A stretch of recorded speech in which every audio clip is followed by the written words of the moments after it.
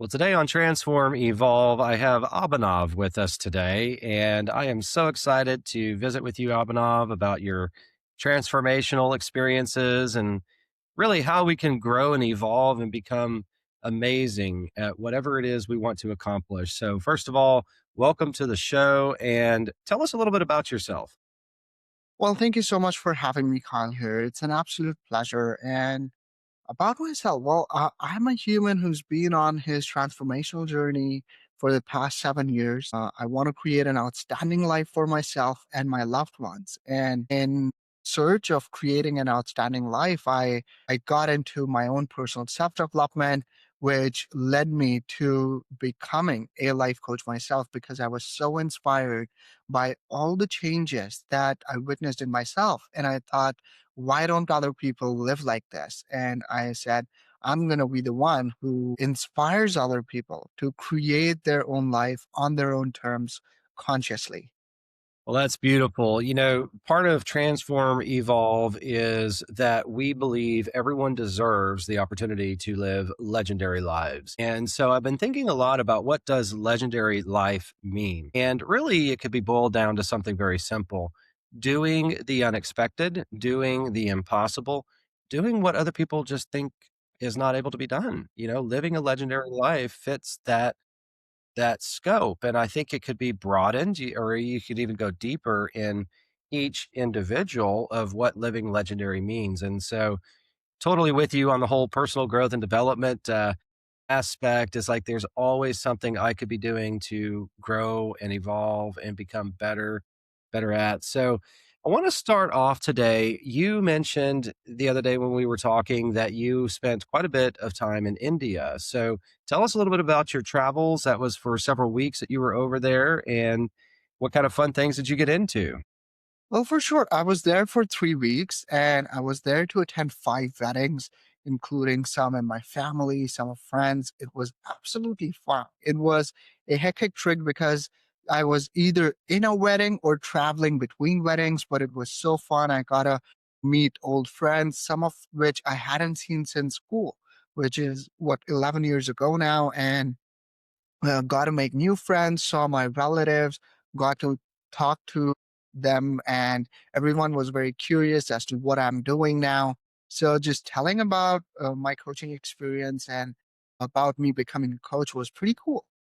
Now, I know recently we were at a training together and we were talking a lot about ancient mystics, if you will, people who have been able to do legendary things, things that are beyond our imagination.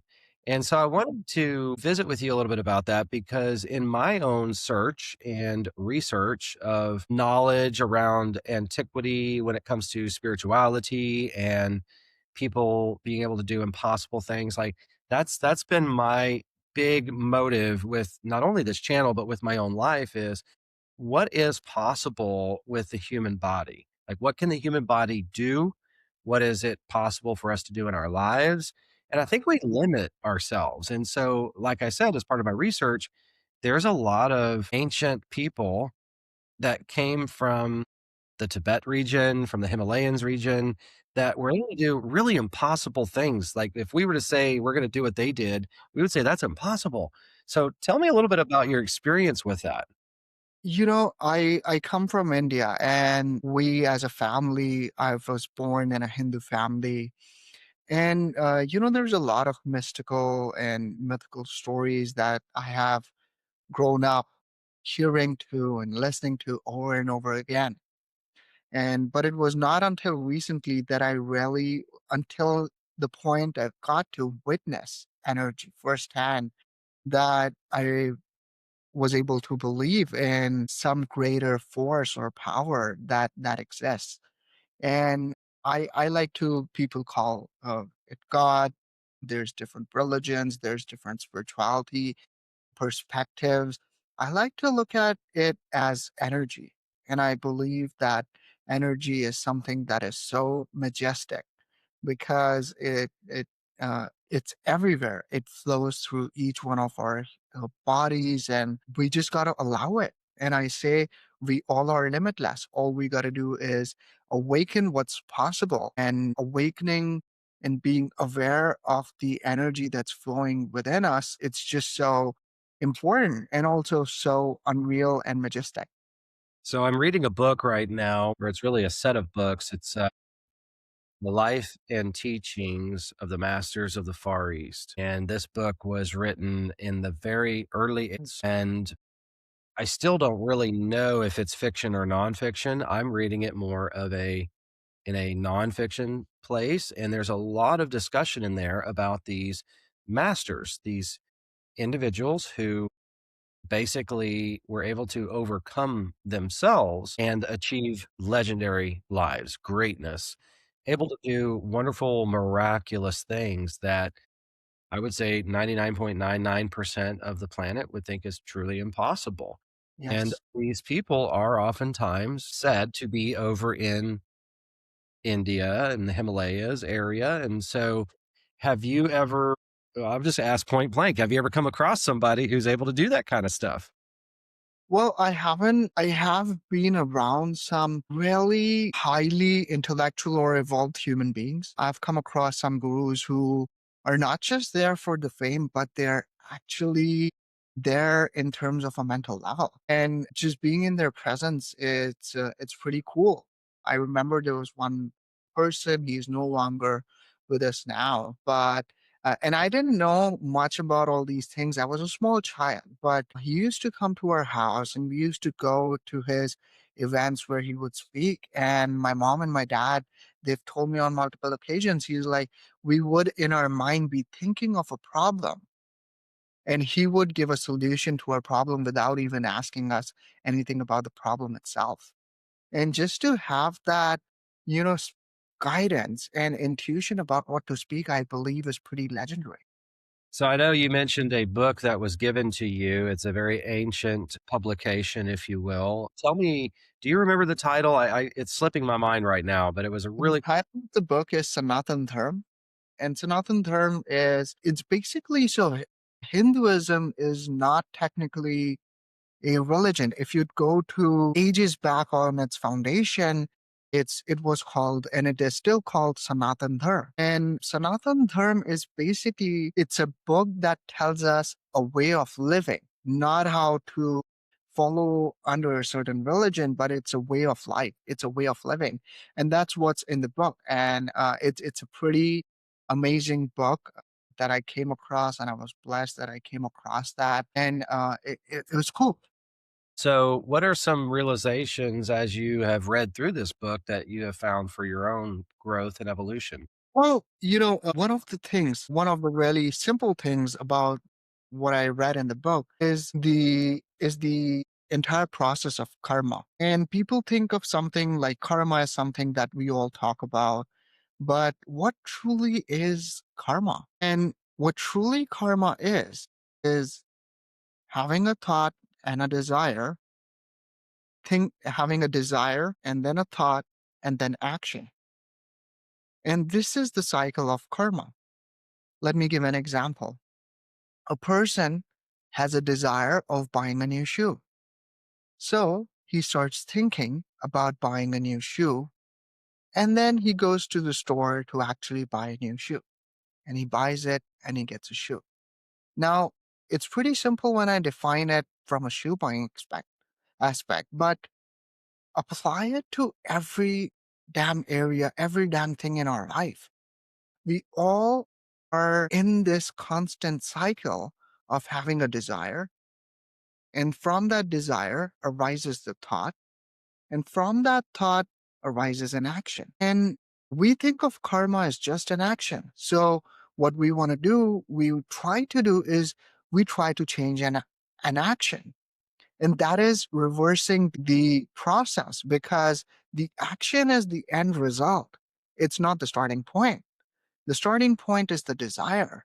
And few people understand and evolve to a level where if you can change the desire, you will change the outcome. Because whatever you will desire, you will eventually manifest. And that is just the completion of the cycle of karma. Now, in that book, it's explained that karma happens in this lifetime. It can also happen in multiple lifetimes. So maybe A person desires to be rich in this lifetime, and that desire gets completed in the next lifetime. But it's important to understand this process of desire and action. And it's important to be aware of our desires and which desires are actually serving us versus which desires are leading towards negative or unwanted results in our life. Let's say I desire, or people don't consciously desire, but sometimes we have not the best desires. Maybe I desire um, for something bad to happen to another person. Now, what that person doesn't realize is that desire will manifest to him first. Because the desire is of something bad, bad is going to happen to that person. Simply, if I just desire to be more happy, I will attract more happiness towards me. But it doesn't start with action. It starts with a desire. And from the desire, there's a thought that is born. And from the thought, is there an action? And from an action, there's a result. So if somebody really wants to change the result they have, they got to focus at which desire they have that is manifesting into that result. That's amazing. I've never heard that description of karma before. What other things do you have that you, I guess, learned from this book? There's a lot of things. I mean, it talks about the different words, the words that are visible and not visible.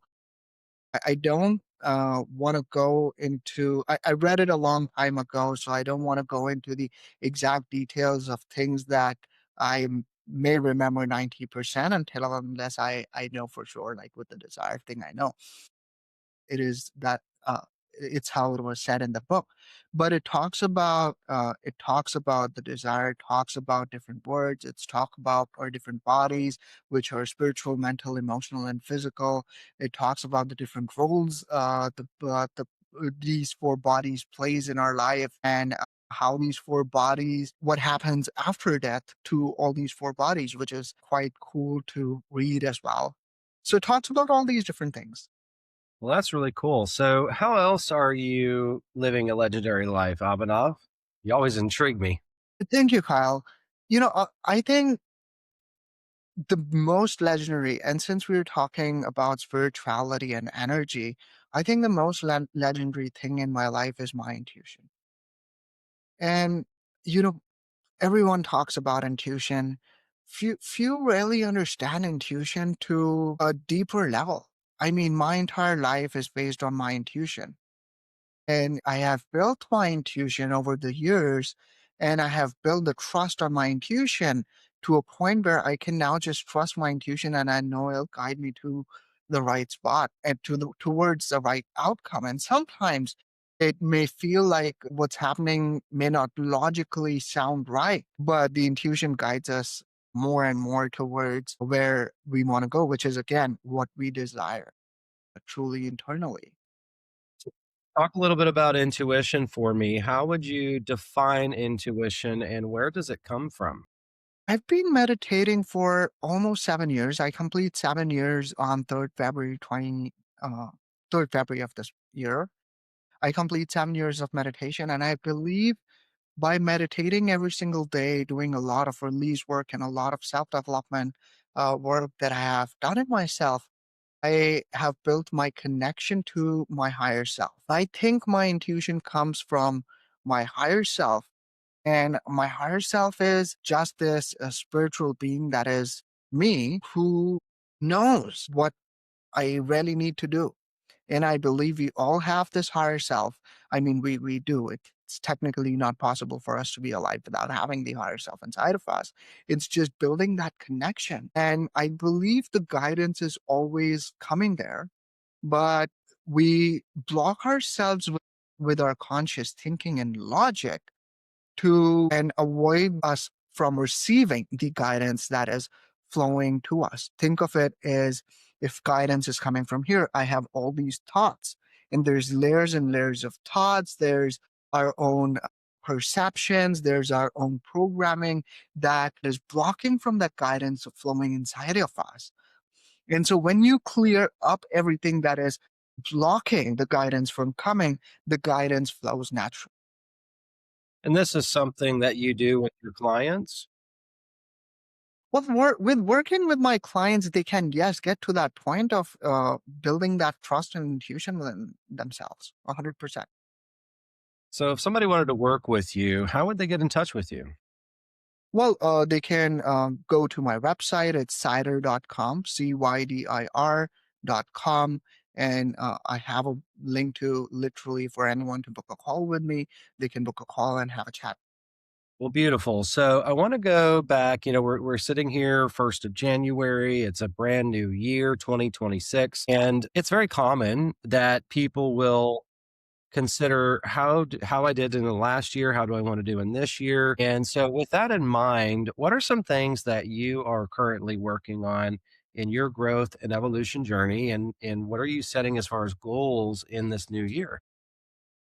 Well, you literally told what I was gonna say because I think the starting of the new year. Well, any time of the year is actually great for setting goals, but the new year brings a new energy, and people are more motivated to set goals. And I believe setting goals is very important because, Kyle, imagine you're driving a car and you don't know where to go. Where would you reach? Like if you don't know where you gotta go, you might start your car, you might start driving, and you'll take a left or right, a U-turn, keep driving straight, but you're not gonna reach where you want to reach because you don't know where you want to go. And the same concept applies to us in life. So many of us are just living our life, managing our circumstances, and just moving from doing one thing to another, without having a clear direction of where they want to reach. And goals provide that clarity and goals provide that direction. I want to double my revenue. This is what I need to go to in order to double my revenue. And it's just an example of a very basic goal. And goals can apply and should apply to all 6 areas of our life. And so I think everyone who's starting this year should really think about, okay, who do I want to become? What do I want to be doing? And what do I want to have in 2026? I think that's a good point to start thinking. Being, doing, having energy. I remember this back when we were doing our training. It's like, okay, so being, doing, having, that makes sense. What do we want to be? What do we Yeah, want to do in order to be? And what do we want to have when we are being what we want to be, right? It's kind of a tongue twister. But then you have the whole completion, transformation, excuse me, creation, transformation, and completion energies. yeah, Um, and so this cycle of creation, transformation, and completion, we can see in nature all around us. yeah, And what happens as a cycle, even in our own lives. I mean, there's a big cycle of when we're born, we grow, and ultimately we die. So that's a yeah, big cycle of creation, transformation, and completion. But yeah.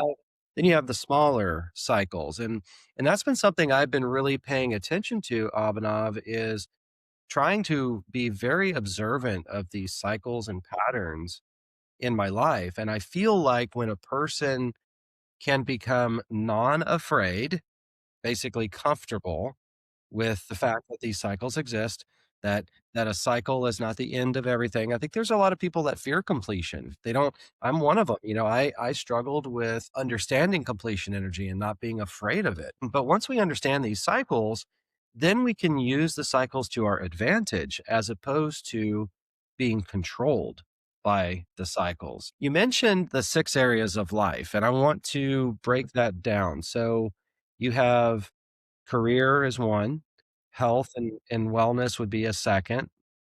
You have personal growth and development as a third, family would be 4, spirituality would be 5, and 6, slipping my mind. Can you help me on the 6th one? There's career, family, relationships, spirituality, personal growth, and Got it. Spiritual growth. Yep.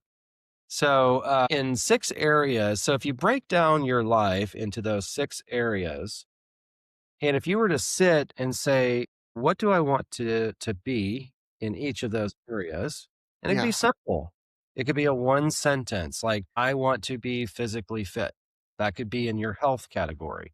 And under personal growth and development, it could be something like, I want to continually grow and evolve my life to become XYZ, as a master, a guru, whatever your goal is in personal growth and development.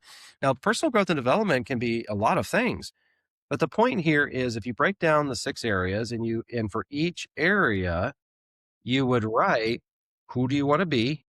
Yeah. And then you would write, what do you need to do in order to Yeah. become that? And then ultimately you have a goal at the end. What are you going to have? I think that would be a really awesome place for people to start. 100%. And when we work with clients, we follow the four requisites to change. What you're describing, as you know, is the second requisite of change. It's also important to take into account that before getting into creating the future, we gotta help people understand and clear everything that's stopping them from moving forward of the past. Because what typically happens is people start creating the future, but they're exploring the possibilities of their future based on their experiences of the past. And everybody has to understand that the future cannot be the same as the past. Every moment is different. And so you really got to first let go of everything from the past that's been stopping you, that's sabotaging you, all the fear, for instance, all the negative emotions that have been bothering all of us, all the limiting decisions. And the once and only once that past has been made peace with or taken care of or let go, whatever you might want to call it, should we go to the next step of then creating the future? Because once you have a clean slate, you can truly then explore the possibilities of the future from what can happen, not based on your experiences of the past. So for someone watching, they'd be like nodding their head. Yeah, I get it. I understand. And the natural question then becomes, how do I get there? How do I let go of what you just described? Well, that's a great question. And, for all the audience, if you're wondering that you want to let go, you should talk to someone like Kyle or me. We are both people who are registered in this practice. We are both master practitioners of MER, which is called mental and emotional release therapy, which is the way, which is, which involves a technique that can actually help get people rid of their negative emotions, their limiting beliefs, their past traumas, PTSDs, phobias, all sorts of things we can help you get rid of on a permanent level so that you can truly explore the possibilities of the future and create your future based on who you can be and not who you've been. And I totally agree with you that I personally have been and still am working one on one with a licensed practitioner, a certified practitioner in neurolinguistic programming and these other modalities. And it is a wonderful experience for anyone who's willing to do that. But for the purposes of our podcast, let's try to break down some easy ways that people can begin this process on their own at their leisure with zero cost. Well, if they wanna, I don't know how to get rid of the emotion unless it is for these therapy. I mean, you can take tens of years on making peace with something, and sometimes people just instantly come at peace with. But by far, this is the best technique that I have come across personally to help people deal with their past.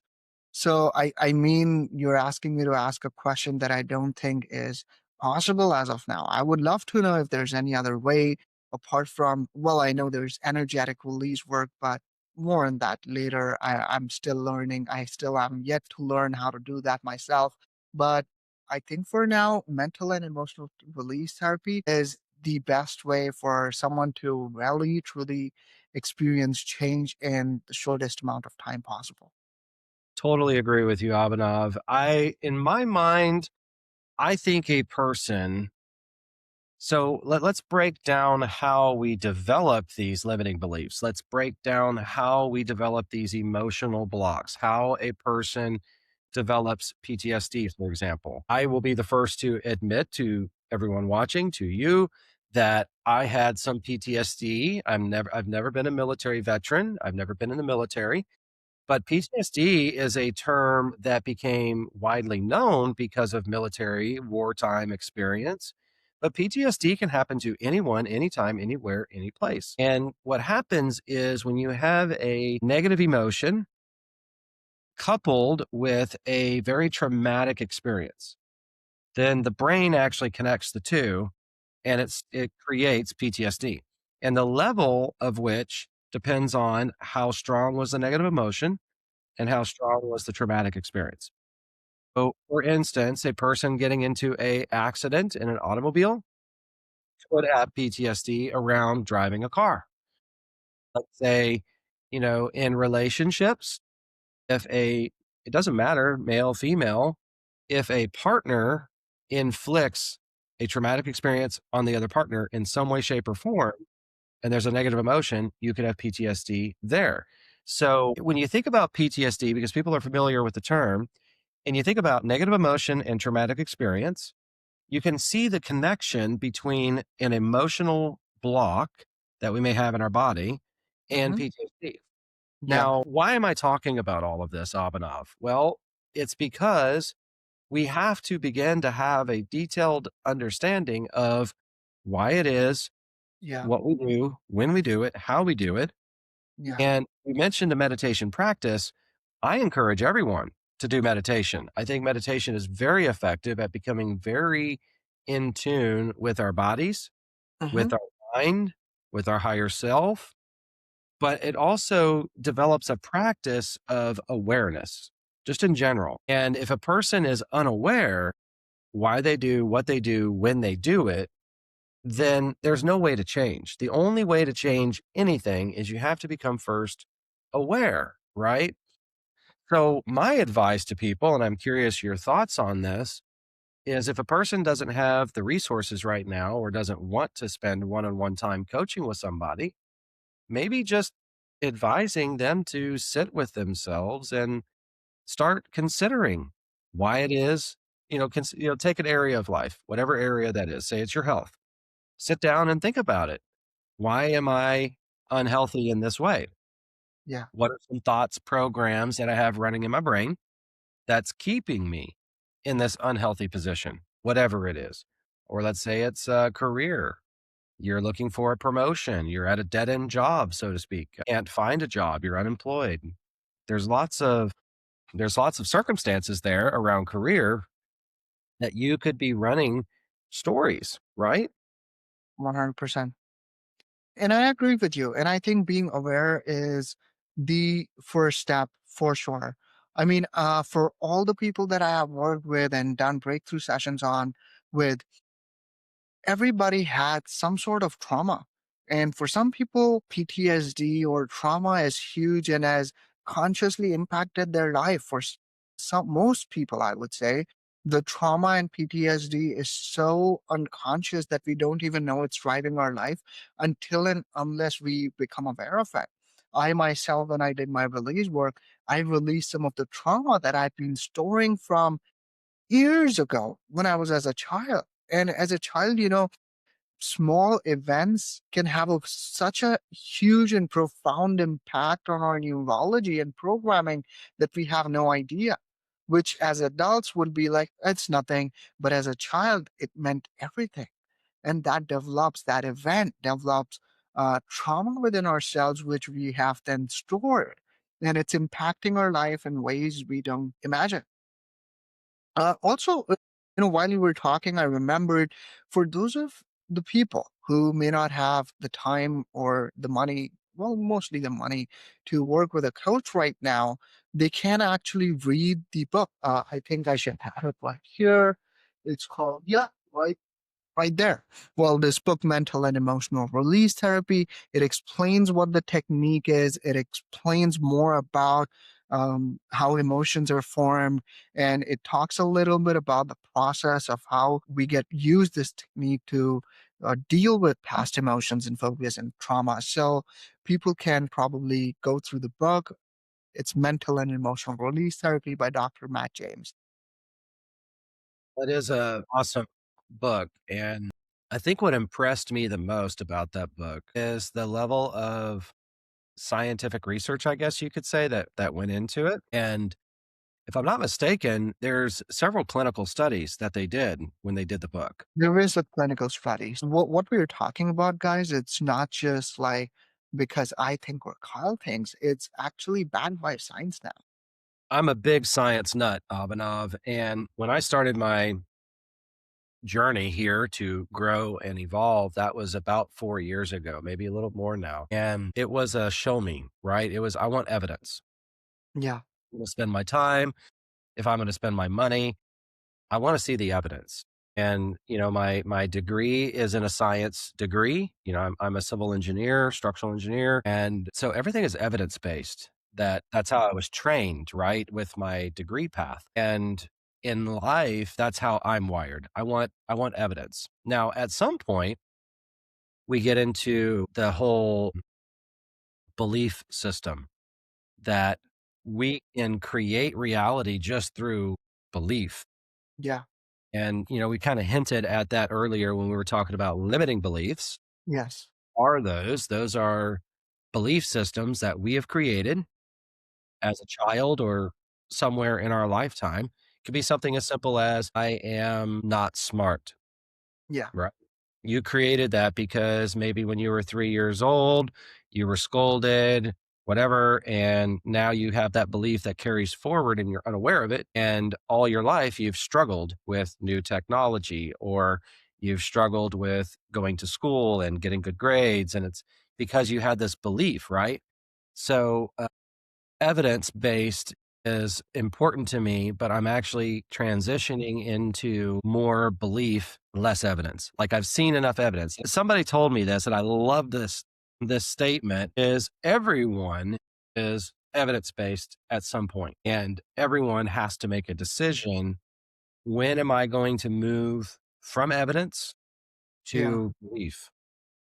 And once we believe, then it becomes a core belief and it's like it materializes faster for us. We no longer have to be hunting for evidence. Like my master's thesis that I just finished was on reincarnation because this was a question in my mind. And so a large part of my paper was evidence based.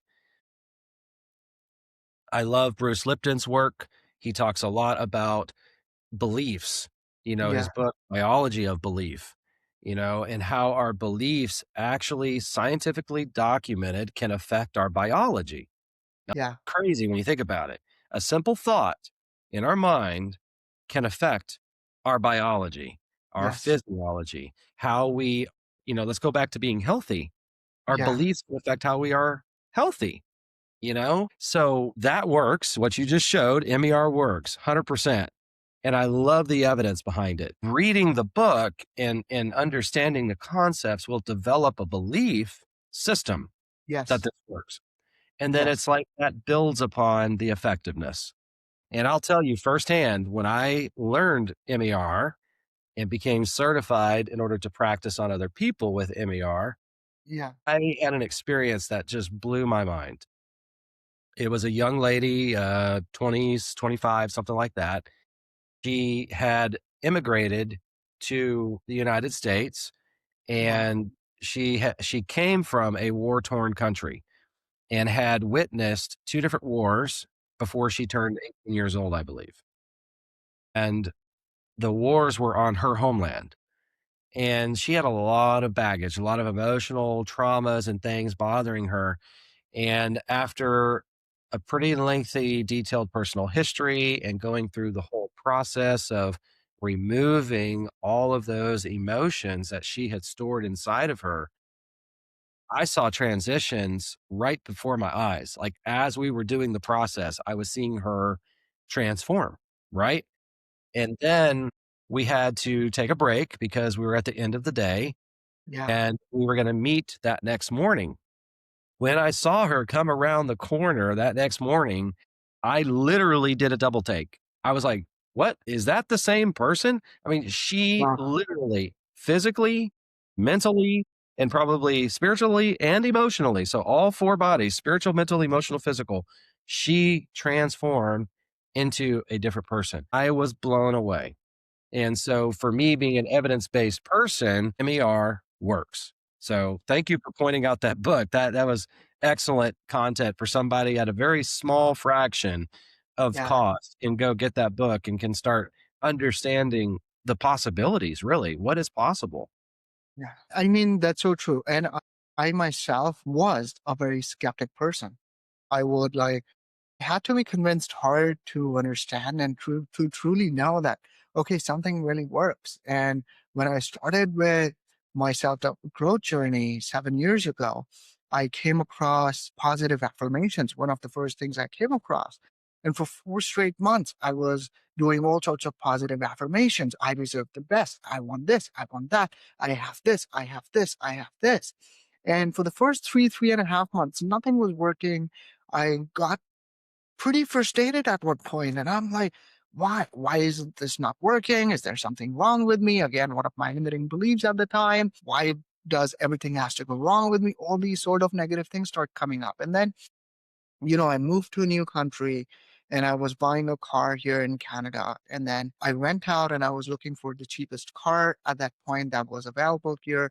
And I was looking for a Toyota Corolla, looked at some secondhand options, and I ended up buying a Honda Accord, which is not the best car in the world, but for at that point in time, it was the best option I could have got. And I was like overjoyed. I, as a person, am a car enthusiast. So buying that car for me was so joyful. And I was like excited and I was like, okay, but I've been affirming and I didn't want this car. So why did I end up getting this car? And then I realized that I kept saying every day to myself that I deserve the best. Now, it may not be the best car in the world, but it was the best car for me in that situation. And then that was one of the first big things I manifested. And then from there, I just started manifesting more and more and more to a point where I manifested and now manifest, consciously manifest, I'd like to say, because we are all manifesting and creating our lives, whether we know it or not. I consciously started manifesting everything in my life, from a life partner to a new business to following my life's purpose, a new house. Everything in my life is just a conscious manifestation now. And I think that is enough evidence for me to believe in all this work and say, okay, yeah, this shit works. MER was again a huge step forward for me because when I did when I did my first breakthrough session as a client by myself in 2022, it changed my entire life because had been till that point I'd been working on my life for the past 3 years, but I knew there was more in me. That I knew there was more potential that I could tap in. I knew I could feel better. I knew I could do better. I knew I could achieve better. And when I did that first breakthrough session with my coach, I was overjoyed because the feeling that I was feeling at that point, Kyle, I can't put a number and I can't explain that feeling with words because it was just such a feeling of ecstasy, joy, love, happiness all at once. And I'm like, wow, this is wow. This is just wow. So it was like, and it followed with how I was being, who I was becoming, what I was doing, and how I was doing it. And then eventually to all the results in my life. So I'm a big believer in this because I've turned my life using this work. So if somebody was to stop you and say, tell me more about conscious manifestation. I love the way you brought that out. I think that's a beautiful explanation. So can you share more about what that exactly means? Yeah, for sure. So see, we are all creating our life, whether we know it, whether we don't like it, we are all creating our life. And our life is being created. Our life, our reality is a reflection of our internal representations, which consists of our own beliefs, the talk we have with ourselves, our own emotions. And that's how law of attraction is working. So we attract more of what we feel. we attract more of what we believe. And it's all happening whether we want it to happen or not. It's just the law of the universe. That's how each of our lives is being created. When I say conscious manifestation, that's because when you now start creating your reality from a conscious point and say, okay, this is what I want in my life, this is how I want in my life, and you align your conscious mind, your conscious mind, your conscious thinking with your unconscious programming, then you start becoming a conscious creator of your reality. Then you start, instead of your unconscious programming creating your reality, you gain a conscious control over that program. That's very beautifully said, because this has been something on my mind for quite some time. It's like, wasn't I'm trying to remember how long ago it was when it actually hit me, this awareness that, oh, I'm manifesting all the time. Yeah, because I early on, it was like, I wanna know how to manifest. I wanna manifest, right? That was kind of the buzzword. And then I realized, oh, shoot, I'm manifesting all the time. It's just sometimes I'm manifesting bad stuff. Yeah. Maybe I'm manifesting not so good stuff, medium stuff. Maybe I'm manifesting really awesome stuff. And so I like that idea of conscious manifesting, like just becoming really conscious aware. And, something else that I realized is it's hard to be conscious all the time. Like there's times we're going to just go, I guess to use a word loosely, we're just going to fall asleep, even while Yeah. we're awake, you Yes. know? So share with us a little bit more about your understanding on that. Why do we go to I sleep? love what you just said because, and our 99% of our life is run by our unconscious mind. We are less than 1% aware of what's happening in our life at any given moment in time. So I love what you said because in order to truly consciously manifest what you want in life, you gotta understand your own unconscious programming. And then you got to align your unconscious programming with your conscious thinking so that your unconscious mind is also manifesting what you consciously want instead of manifesting something that you consciously don't want. And that's why this work is so important because it is this work that can help you look inward and truly understand who you are at the deepest level.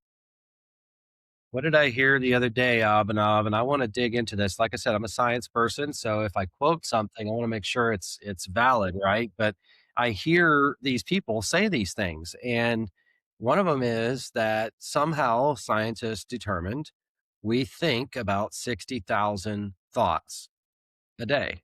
Yes. And the number of thoughts that's unique out of that 60,000 is very small. So it's like Yes. we're repeating thoughts. And I Yeah. wanna dig into this, and have you heard this before that we think something like 60,000 thoughts a day? 60,000, I didn't hear the uniqueness of those thoughts, which is quite fascinating for me, and I'm not surprised at all. But I have heard that we think about 60,000 thoughts a day. If you think about it and believe that this is true, right? Mhm. Then you can start to unwrap what our thoughts are. What am Yes. I thinking right now? Yeah. And you can develop a strategy or a pattern Yeah. where you try to be more aware every day, every minute of every day of your thoughts. It's impossible to be 100% aware of your thoughts all the time, but Yes. you can kind of train yourself to develop a pattern or strategy or habit, if you will. Yeah. Why am I thinking that thought? Like, Yes. you become more cognizant, more aware. Like, if I'm walking, this is really simple, and I'm gonna be very transparent and vulnerable here. I have judgmental thoughts. Ooh, I wonder who else has judgmental thoughts, right? So I'm walking in the store, and maybe I'm not saying I do this, but let's just give it a hypothetical. Say I'm walking in the store, and I'm very conscious about my physique, and I see someone else who's not, right? Who's maybe overweight or not taking good care of themselves in some other way. And you could have a judgmental thought. You could be like, oh, that person doesn't care about taking care of themselves. But the funny thing here is, we know from our training, we delete, distort, and generalize everything. Yes. Every human does this. They delete, distort, and generalize. So, what am I distorting in this situation? Maybe that person doesn't have the resources to take care of their body. Maybe they have an outstanding health issue, something Yes. else, right? But I'm looking at them. So just by asking myself the question, why did I think that thought? Like when that thought enters my mind, again, it's hypothetical, but let's just say it did, Yeah. then I would have to immediately create the pattern, strategy, or habit that says, stop, Kyle. Stop that thought right there. Why Yeah. did I think that thought? What's behind that thought? Yeah. Just that practice alone will help to shed some light, if you will, on what's going on in our unconscious mind. See, as you said, every our so okay, that's such a huge topic you just asked me. I'm gonna simplify that answer because it's a can of earthly worms, like so many worms that you just opened. But I'd start with making it as simple and short as possible. Each second, we are taking in consciously, we are taking in 126 bits of information, while our unconscious mind is taking in 2 million bits of information. So, and that difference is huge. So consciously, we can only experience 126 bits of information that we are taking. In order to reduce that 2 million bits of information to 126 bits of information, which is our life experience, we delete, distort, and generalize. And deleting is we just delete, which is simple. Distorted, we use our past experiences and our past programming to sort of give the assumption, to give a meaning to what's happening. Because what happens is we like to give meaning to everything. And that is why we make so many assumptions. Now, for the things we know why it's happening, we know why it's happening. For some of the things we may not know why it's happening, we instantly associate that and give our own meaning based on our past experiences, which is distortion.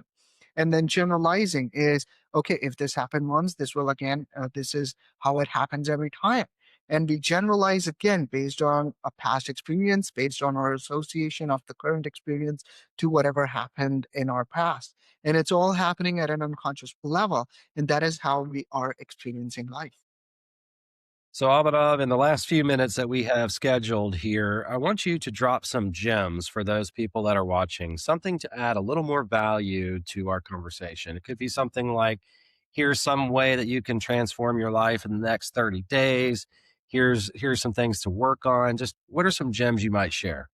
I'd say, and thank you for saying you can transform our life in 30 days, because I truly honestly think that's such a shitty concept. And anyone who's promoting that is, I don't know. I don't think it's real transformation. Real transformation can, well, with a breakthrough session and stuff, you can transform a lot of it in 8 hours, but that's just still going through requisite one, which is dealing with the past.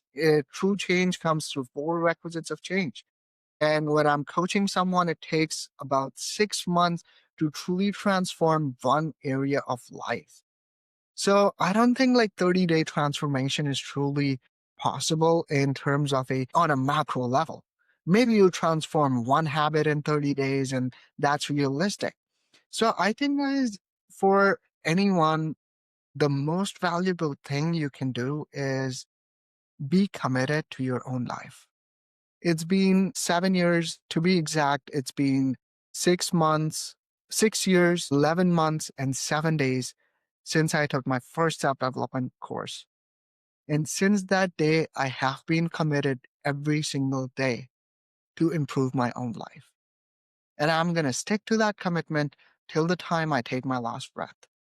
Because our life, as you eat every day, you being more happy is on you. You being more sad is on you. So your commitment to make your life better is your own decision.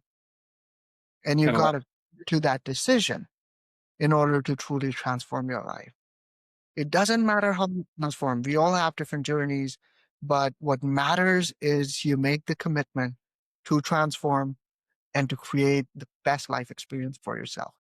like that whole question, are you the victim or are you, the person that's causing all of this in your life? You're both. You're both. You're Yeah. both victim and causing the life. It's just a perspective, right? Yep. However Yeah. you want to live, you can live in both ways. I You know, it's like to interesting. start. You were talking about the 30-day challenge, and I totally agree with you on this concept of if you're going to make any lasting change in your life, it starts with creating lasting change, which means creating new habits, creating new strategies, new patterns in your life. And that takes a long time sometimes for people. I am one of those ones that's guilty of I want it fast. I want it now, and so I always am looking for the cheat code. Yeah. I think I found a few cheat I'm codes. with you, Kyle. I'm with you. I've been that way and I have tried that and I have failed at that because it doesn't work because it's not realistic. And then I have made peace with setting up realistic expectations for myself And for others. and for others. 100%. Well, the thing that's been a mantra in my head, I guess you could say, for the last couple of months is really two things. One is getting the reps in. It Uh-huh. was told to me by my coach, and I've been sharing it everywhere I can because it has such an impact. It had such an impact for me, and I think it will impact for everyone else that's listening. That you have to get your reps in. What does that mean? Well, you can't climb a ladder by starting at the bottom rung and jumping to the top rung. It's impossible. You go one step at a time. If Percent. you Yeah. want to build muscle in the gym, you do it by repetitions, and you set increments to get to your ultimate fitness level that you're desiring to get to. And you can think of many other ways in our life where repetition is the way that we make improvement or we get to the goal that. Repetition, mother of skills.